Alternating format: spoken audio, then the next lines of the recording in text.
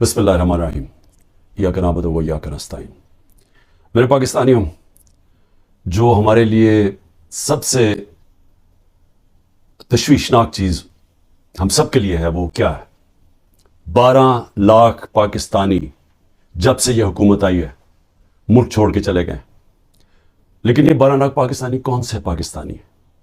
یہ وہ پاکستانی ہیں جن کو دنیا تیار ہے اپنے ملکوں میں لینے کے لیے۔ یورپ، امریکہ، کینیڈا، اس طرح کے ملک یہ تیار ہیں ان کو لینے کے لیے، کیونکہ پروفیشنلز ہیں۔ یہ وہ لوگ ہیں جن کی ڈیمانڈ ہے دنیا سے باہر، یہ کہیں بھی جا سکتے ہیں۔ اور یہ کیونکہ یہ پروفیشنلز ہیں، ان کی کوئی ڈاکٹرز ہیں، کوئی آپ لسٹ ہے پوری، کوئی انجینئرز ہیں، یعنی وہ لوگ جو ایک معاشرے کو آگے بڑھاتے ہیں، جو ایک معاشرے کی ترقی کے اندر پورا حصہ لیتے ہیں، وہ لوگ ہیں جن کو اس ملک کی بہت ضرورت تھی۔ اب وہ چھوڑ کے چلے گئے۔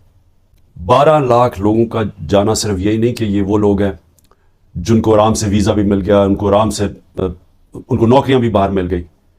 یہ وہ لوگ ہیں جو پھر اپنا پیسہ بھی باہر لے کے گئے ہوں گے، کیونکہ خالی ہاتھ تو نہیں جانا تھا، تو انہوں نے پھر یہاں سے روپیوں کو ڈالرز میں کنورٹ کیا اور پھر ڈالرز باہر لے کے گئے۔ تو سوچیں کہ اس کی کتنا نقصان ہوا ہوگا پاکستان کو۔ اب یہ سوچیں کہ یہ کیوں ہو رہا ہے، کیوں لوگ چھوڑ کے جا رہے ہیں؟ وہ لوگ، پھر سے میں کہتا ہوں کہ جو ایک ملک کی ترقی کی بنیاد رکھتے ہیں وہ جا رہے ہیں۔ وہ اس لیے جا رہے ہیں کہ ان کی امید ختم ہو گئی ہے ملک سے۔ یہ امید کیوں ختم ہوئی ہے؟ یہ امید اس لیے ختم ہوئی ہے کہ جو 30 سال سے اس ملک کو تباہی کے اندر جن کا پورا ہاتھ تھا، جو چوری کر کر کے ملک کا پیسہ منی لانڈر کر کے باہر لے کے جا رہے تھے، جن کے اوپر کرپشن کے کیسز کے اوپر کتابیں لکھی ہوئی تھی، جن کی دنیا کے باہر ان کے اوپر ڈاکیومنٹریز، 2 BBC کی ڈاکیومنٹریز بنی تھی، جن کے اوپر باہر کے اخباروں کے اندر ان کی چوری کا لکھا ہوا تھا، اور کتابیں 3-4 کتابیں ہیں جو لکھی گئی، جس میں کیپٹلزمز ایکلیز ہیل، ایک ریمنڈ بیکر کی کتاب، اس کے اندر لکھا ہوا ہے کہ ان کے جو پہلے دور میں 90 کی دہائی میں انہوں نے کتنا پیسہ چوری کیا تھا اور ملک سے باہر لے کے گئے تھے۔ تو یہ وہ 2 مافیاز، ان کو اوپر آ کے بٹھا دیا۔ لوگوں نے تھوڑی دیر سوچا کہ چلیں جی ٹھیک ہے، الیکشن آئے گا تو ہم ان کو اپنا، تب ان کے خلاف کھڑے ہوں گے۔ پھر جب انہوں نے دیکھا کہ پولیٹیکل انجینئرنگ ہو رہی ہے یہاں، اور جو ملک کی اسٹیبلشمنٹ ان کے ساتھ کھڑی ہو گئی ہے، اصل مایوسی تب ہوئی ہے کہ وہ لوگ جو یہ سمجھتے تھے کہ اس ملک کی اسٹیبلشمنٹ چلے جیسی بھی ہے، اس نے غلطیاں کی ہوگی، مارشل لا لگے ہوں گے، لیکن وہ ملک کا سوچتی ہے، کیونکہ ان کا جینا مرنا پاکستان میں، ان کے انٹرسٹ پاکستان میں۔ تو جب وہ ان لوگوں کے ساتھ کھڑی ہو گئی اور پولیٹیکل انجینئرنگ شروع کر دی ان لوگوں کو پھر سے جتانے کی، اور مایوسی تب چھائی، نا امیدی اور مایوسی کب چھائی کہ جب انہوں نے تماشا دیکھا کہ جو ملک کی سب سے بڑی پارٹی ہے، 70% سے زیادہ جس کی ایکسیپٹیبلٹی آج پاکستان میں ہے، ساری سرویز کہہ رہی ہیں کہ یہ پارٹی جیتے گی، اور قوم اس کے ساتھ کھڑی ہے، 37 میں سے 30 بائی الیکشن یہ جیت جاتی ہے پارٹی، اس کے باوجود کہ اسٹیبلشمنٹ ان کے ساتھ کھڑی ہوتی ہے، اس کے باوجود عوام بتا دیتی ہے کہ وہ کیا چاہتی ہے۔ جب وہ دیکھتے ہیں کہ اس پارٹی کو کرش کرنے کی کوشش کی جا رہی ہے، اس کے اوپر ہر حربہ استعمال کیا جا رہا ہے، پورا 9 مئی کا ڈرامہ جو انشاءاللہ مجھے کبھی بھی موقع ملا میں ثابت کروں گا کہ وہ سارا ڈرامہ کیا گیا تھا پی ٹی آئی کو کرش کرنے کا۔ اس کا کوئی مقصد یہ نہیں تھا کہ انہوں نے کوئی غدار پکڑنے تھے، یعنی خیر اب تو ہمارے پاس ایویڈنس بھی آ گئی ہے، وہ جب موقع ملے تو ہم بتائیں گے کہ کیسے پری پلان کر کے اور پھر ایک ٹریپ کرنے کی کوشش کی گئی ہے پارٹی کو، اور پھر ورکر، سارے ہزاروں ورکر اندر ڈال دیے، سینئر لیڈرشپ اندر ڈال دی، پھر وہ جو باہر نکلتا تھا صرف کہ میں جی پارٹی چھوڑ رہا ہوں تو وہ باہر نکل سکتا ہے، اور پھر یہ بتایا گیا کہ یہ فوج کے خلاف ہے، یعنی تحریک انصاف فوج کے خلاف ہے۔ کون اپنی فوج کے خلاف ہوگا؟ اچھا، اور کون اپنی فوج کے اوپر حملہ کرے گا؟ کوئی جیت سکتا ہے اپنی فوج کے اوپر حملہ کر کے؟ کیا وہ نہتے لوگ اور وہ جو عورتیں ہیں جو ابھی بھی پکڑی ہوئی ہیں عورتیں، کیا ان کے ذریعے ہم نے حملہ کرنا تھا فوج کے اوپر؟ تو یہ پورا ایک پلان، ایک پروپیگنڈا کیمپین، میڈیا کے منہ بند کیا گیا، میڈیا کے اندر پوری ایک کیمپین چلائی گئی، اور لوگوں کو یہ بتانے کی کوشش کی گئی کہ یہ دیکھیں جی کتنے برے لوگ ہیں، یہ ملک کے غدار ہیں۔ جس طرح کے لوگوں کو نہیں پتا کہ جو اوپر بٹھائے ہوئے ہیں وہ کون ہیں، یا تو لوگ بھیڑ بکریاں ہیں کہ انہیں پتہ ہی نہیں کہ اوپر کون بیٹھے ہوئے ہیں۔ کیا ان کا ہم لوگوں کو 30 سال سے نہیں دیکھ رہے؟ کیا وہ لوگ جو ملک کا پیسہ چوری کر کے باہر لے کے جاتے ہیں، اور جن کے بڑے بڑے محلات ہیں، جن کا بڑا اچھا رہن سہن ہے، جن کی بزنسز ہیں، جن بچے باہر ہیں، علاج باہر ہیں، چھٹیاں باہر ہیں، کیا وہ ملک سے زیادہ پیار کرتے ہیں؟ لیکن وہ لوگ جن کا جینا بھر رہا پاکستان میں وہ غدار ہے، تو کیا یہ قوم مان لے گی؟ اور مایوسی اس لیے کہ پولیٹیکل انجینئرنگ کی جا رہی ہے پی ٹی آئی کو کرش کر کے کہ یہ لوگوں کو پھر سے لے کے آئیں. اور پھر یہ جو نئے کوششیں ہو رہی ہیں کہ جی نئی پارٹیز بنائی جا رہی ہیں اور پی ٹی آئی کے لوگوں کو ادھر دھکیلا جا رہا ہے، کیونکہ انہیں یہ پتا ہے کہ پی ٹی آئی کے لوگوں نے ان دونوں پارٹیز کو تو پاس جانا نہیں، کیونکہ سب کو پتا ہے ان کا ووٹ بینک ہی نہیں ہے. تو پھر پی ٹی آئی کا کوئی جی جو آج نئی بھی پارٹی بنی ہے اور پھر اس سے پہلے بھی کہ پی ٹی آئی لوگوں کو وہاں دھکیلا جائے. اب میں صرف مجھے حیرت ہوتی ہے کہ جو بھی یہ پلاننگ کر رہے ہیں، جو بھی یہ سوچ ہے اس کے پیچھے، کوئی ان کو تو کوئی ان کا احتساب ہوگا کہ یہ کر کے رہے ہیں ملک کے ساتھ؟ کیا ان میں عقل ہے، سیاست کی سمجھ ہے، کیا ملک کی تاریخ کی سمجھ ہے، کیا ان کے پاس تعلیم ہے؟ تربیت تو مجھے پتہ نہیں ہے، کیونکہ جن کے پاس تربیت ہو وہ یہ نہ کریں جو حربے استعمال کیے جا رہے ہیں. لوگوں کے گھر توڑے جا رہے ہیں، بچوں کا نہ دیکھتے ہیں، نہ بوڑھوں کا دیکھتے ہیں، بزرگوں کا نہیں دیکھتے، عورتوں کا نہیں دیکھتے، بزنسز بند کر رہے ہیں، ہر قسم کی بلیک میل کی جا رہی ہے جو پاکستان کی تاریخ میں کوئی تصور بھی نہیں کر سکتا یہ ہو سکتا ہے. کسی پاکستان کی پولیٹیکل پارٹی کے ساتھ آج تک وہ نہیں ہوا جو آج ہمارے ساتھ کیا جا رہا ہے. اور ان لوگوں کو دھکیلا جا رہا ہے بلیک میل کر کے کہ وہ اس پارٹی میں چلے جاؤ اور اس پارٹی میں چلے جاؤ. اور لوگوں کی شکلیں دیکھیں جو جا رہے ہیں ان پارٹیز میں، وہ ایسے لگ رہا ہے کہ جیسے لوگوں کو دھکیل رہے ہیں پھانسی دینے کے لیے، یعنی وہ اپنی خودکشی کرنے جا رہے ہیں. یہ ایسے لگ رہا ہے، وہ خوشی سے نہیں جا رہے. جب لوگوں کو لے کے اس طرح لے کے جا رہے ہیں بلیک میل کر کے، زیادہ تر بلیک میل کر رہے ہیں، اور انسانوں کو کئی تو دو تو میں دیکھ رہا تھا جیل سے سیدھا وہاں لے گئے ہیں. تو وہ کیوں اس طرح ان کی شکلوں میں خوشی کیوں نہیں ہے؟ کیونکہ ان کو پتا ہے کہ ان کی سیاسی موت ہے. ان کو پتا ہے کہ پبلک نے ان کو ووٹ نہیں کرنا. اور اگر کسی کو شک ہے تو یہ انشاءاللہ جب بھی آپ تو الیکشن لگ رہا ہے کہ انشاءاللہ ہو ہی جائیں گے، وہ جب بھی الیکشن ہوں گے تو آپ کو نظر آ جائے گا کہ لوگوں نے ووٹ کس کو ڈالی. لیکن میں تو وہ سوچ رہا ہوں کہ کیا لوگوں کو جو یہ کر رہے ہیں پیچھے بیٹھ کے، جو برینز بیٹھی ہوئی ہیں، کیا ان کو سمجھ نہیں آ رہی کہ گراؤنڈ کے اوپر سچویشن ہے کیا آج پاکستان میں؟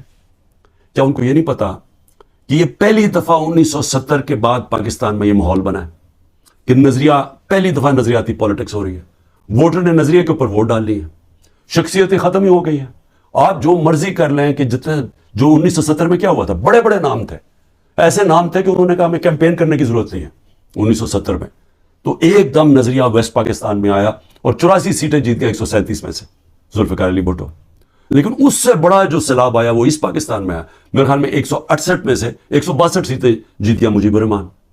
اور وہ کیا چاہ رہا تھا؟ انصاف چاہ رہا تھا. وہ بھی حقیقی آزادی کی بات کر رہا تھا. وہ بھی یہ کہہ رہا تھا کہ ہمیں جو ہمارا حق ہے وہ نہیں مل رہا، ہم آزاد نہیں ہیں. جو کہ آج یہ 27 سال سے تحریک انصاف کہہ رہی ہے، انصاف کی تحریک، کہ انصاف انسانوں کو آزاد کرتا ہے. تو وہ بھی یہ کہہ رہا تھا. وہ اس وقت پاکستان سے علیحدہ نہیں ہونا چاہتا تھا. اس کے آپ پڑھ لیں 6 پوائنٹس، وہ صرف انصاف چاہ رہے تھے. اور جو ہوا اس کے بعد وہ یہی ہوا کہ مس ریڈ کیا گیا، مس کیلکولیشن ہوئی، صحیح معنی میں جائزہ نہیں لے سکے ایک سچویشن کا، سیاسی سچویشن کا، اور ملک ٹوٹ گیا. آج پھر وہی ہو رہا ہے. یہ جو بنائے جا رہے ہیں لوگوں کو، اور یہ جو پارٹیز بنائی جا رہی ہیں، اور یہ جو لوگوں کو دھکیلا جا رہا ہے، اور جو ہمارے لوگوں کو توڑا جا رہا ہے، تو یہ کیا یہ سمجھ نہیں آ رہی کہ گراؤنڈ کے اوپر سچویشن وہ 1970 والا ہے. نظریہ کی پالیٹکس آ گئی ہے پاکستان میں. کیا یہ بائی الیکشن پہ نہیں نظر آیا کہ قوم نے کیسے لوگ نکلے ہیں، اور پہلی دفعہ sitting government back by the establishment وہ ہار جاتی ہے. تو ادھر نہیں اندازہ ہوا کہ کس طرف قوم جا رہی ہے. وہ اس سے اور زیادہ آگے نکل گئی ہے. میرا یہ تجزیہ ہے. وہ آدمی جس نے زیرو سے پالیٹکس شروع کی، زیرو سے، کوئی میرے باپ دادا کوئی پالیٹکس میں نہیں تھا.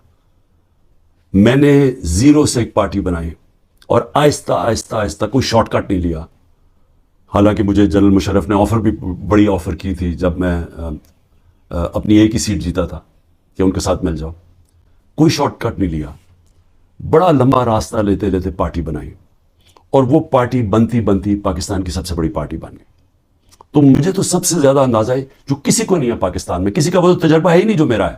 کیونکہ یہاں تو ساری بنی بنائی پارٹیز کا حصہ تھا، یا کسی کا باپ تھا، یا کچھ تھا، یا نانا تھا، یا ماں تھی پالیٹکس میں، یا کوئی لیڈر تھے. یہ تو اس طرح بنے.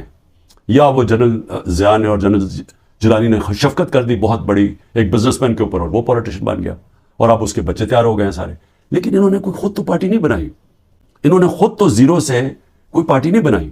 تو میں آج آپ کو کہہ رہا ہوں کہ عوام جدھر کھڑی ہے، یہ جو بھی حرکتیں کر رہے ہیں، اس سے صرف نفرتیں بڑھ رہی ہیں. اس سے کوئی الیکشن کے اوپر جو بھی کیلکولیشن ہے یہ غلط ہونے والی ہے. یہ جیسے جب الیکشن اناؤنس ہوں گے, پلان بنا ہوا ہے عمران خان کو ڈسکوالیفائی کرنا, بڑی تیزی سے کیسز آگے بڑھائے جا رہے ہیں, اور بڑی کسی تیزی سے کہ کسی نہ کسی طرح اس کو ڈسکوالیفائی کرو اور یا اس کو جیل میں ڈالو.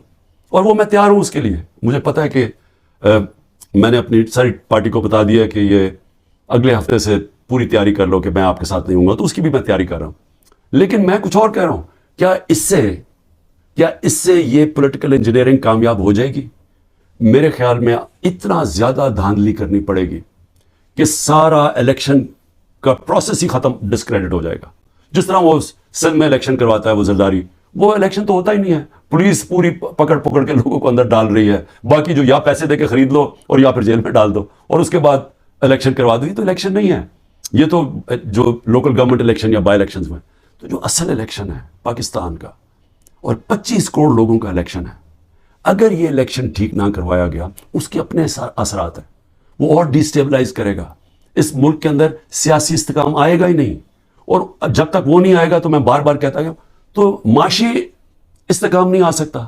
تو ہم تو اور ڈوبتے جائیں گے, جو قرضوں کے اندر ہم ڈوبتے جا رہے ہیں. آمدنی سکڑتی جا رہی ہے, قرضے بڑھتے جا رہے ہیں, قیمتیں بڑھتی جا رہی ہیں, لوگ غربت کی لکیر سے نیچے جا رہے ہیں, بے روزگاری بڑھتی جا رہی ہے. تو ہم تو اس طرف جا رہے ہیں. تو وہ تو تب ہی ٹھیک ہوگا جو کہ صرف صاف اور شفاف الیکشن سے ملک پہنچ سکتا ہے. لیکن اسٹیبلشمنٹ دوسری طرف لے کے جا رہی ہے. چھوٹی چھوٹی پاکستان میں پارٹیز چھوٹی چھوٹی لے آئیں. پلان تو یہ ہے کہ وہ ہر کسی کو تھوڑی سیٹیں دلوا دیں, وہ سارے اوپر, اور اوپر سے پھر اسٹیبلشمنٹ کنٹرول کرے گی پاکستان کو. تو اس سے تو ملک ٹھیک نہیں ہونے لگا. جو ملک کی ضرورت ہے وہ اس کی اپوزٹ ہے, وہ بالکل متبادل ہے اس کے. اور وہ کیا ہے کہ صاف اور شفاف الیکشن ہو, ایک پبلک مینڈیٹ سے پارٹی آئے پاور پہ, اور وہ پھر رول آف لا قائم کرے. دیکھیں جو لوگ چھوڑ کے جا رہے ہیں وہ جنگل کے قانون سے بھاگ رہے ہیں. تو جب وہ دیکھتے ہیں کسی کے گھر میں بھی توڑ کے گھس جاؤ, بیوی بچوں کو پکڑ لو, رشتہ داروں کو پکڑ لو, بزنسز بند کر دو, تو خوف آ رہا ہے لوگوں کو. پہلے تو کبھی ایسے سنتے ہی نہیں تھے, نہیں تو بیچارے غریب لوگوں سے ایسے ہوتا تھا نا. یہ میں اپنی پارٹی کو پہلی دفعہ میں اپنی پارٹی کو کہتا ہوں, جو ہمارے سے ہو رہا ہے یا کمزور سے ہمیشہ ہوتا رہا پاکستان میں جب طاقتور کے سامنے کھڑا ہوتا ہے. اور اسی لیے ملک آگے نہیں بڑھ سکتا, کیونکہ اس ملک کے اندر انصاف ہی نہیں ہے. تو یہ تو انصاف کی ساری حدیں توڑ دی ہے. یہ تو وہ نظام آ گیا جو کہ ہم کوئی تصور ہی نہیں کر سکتا تھا کہ پاکستان یا دنیا کی کسی جمہوریت میں آئے. تو جب اس طرح کے حالات ہیں تو لوگوں کی نا امیدی تو بڑھنی ہے, مایوسی تو بڑھنی ہے, لوگوں نے تو جانا چھوڑ کے. اس لیے میں آخر میں یہ کہنا چاہتا ہوں کہ یہ جو ایکسپیریمنٹس کر رہے ہیں یہ پہلے فیل ہو چکے ہیں, اور اس ملک کے اندر جو 90 کی دہائی کی سیاست تھی وہ ختم ہو چکی ہے. جو جنرل مشرف نے کاف لیگ بنائی تھی وہ دن چلے گئے ہیں. یہ دوسرا دور آ گیا, اور اس دور کے اندر سب سے ایک ہی راستہ ہے کہ صاف اور شفاف الیکشن کروائیں, اور اس ملک کے اندر اسٹیبلٹی لے کے آئیں, ایک سیاسی استحکام آئے, اور اس کے بعد پھر معیشت کو ٹھیک کریں, اور ملک کے اندر وہ ریفارمز کریں. اس ریفارمز کے بغیر پاکستان اس دلدل سے اب نہیں نکل سکتا. پاکستان کو سرجری چاہیے. اس ملک کو اب ہم وہاں پہنچ گئے ہیں کہ اگر ہم نے اپنے سارا گورننس سسٹم نہ چینج کیا, ہم نے سارا انصاف کا نظام نہ ٹھیک کیا, ہم نے جو ہمارے گورنمنٹ کارپوریشنز ہیں جو جس طرح وہ اس وقت بوجھ بنے ہوئے ہیں, ہم نے جب تک نچلی سطح کے لوگوں کے اوپر اب ان کی مدد کرنے کے لیے پروگرامز نہ بنائے تاکہ ان کو ہم سہارا دیں, کیونکہ اب جو مہنگائی آ گئی ہے لوگ کیسے گزارا کر سکتے ہیں. اور جو ہم نے ہیلتھ کارڈ لے کے آئے تھے, سوچیں کہ پہلے ہی گزارا نہیں ہو رہا, تو اگر بیماری ہوگی گھر میں تو اگر آپ ہیلتھ کارڈ ہی لے جائیں گے, ہیلتھ انشورنس, وہ کیسے گزارا کریں گے. تو کیسے ہم نے نچلی سطح کے لوگوں کو پروٹیکٹ کرنا ہے, ان کو ہم نے معاشی طور پہ ان کی حفاظت کرنی ہے ٹارگیٹڈ سبسڈی سے. کیسے ہم نے اپنے ملک کے اندر ڈالر کی انٹیک بڑھانی ہے, وہ کون سے قدم ہیں. کیسے ہم نے خرچے کم کرنے ہیں. کیسے ہم نے اپنا گورننس سسٹم ایسا کرنا ہے کہ باہر سے انویسٹر پاکستان آ سکے.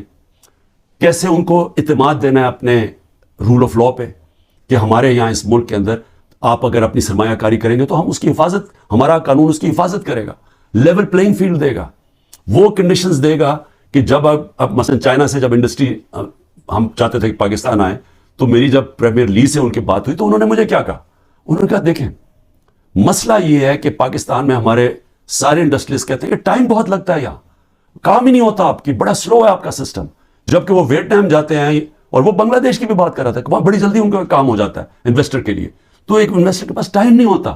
تو یہ ہمیں ساری اصلاحات کرنی پڑے گی, اور اس کے لیے سب سے بڑی ضرورت ہے کہ صاف اور شفاف الیکشن سے ایک مضبوط ایک سٹیبل حکومت آئے. سٹیبلٹی اب صرف ایک طرح ہی آئے گی, صاف اور شفاف الیکشن, اور یہ پولیٹیکل انجینئرنگ کو مسترد کیا جائے.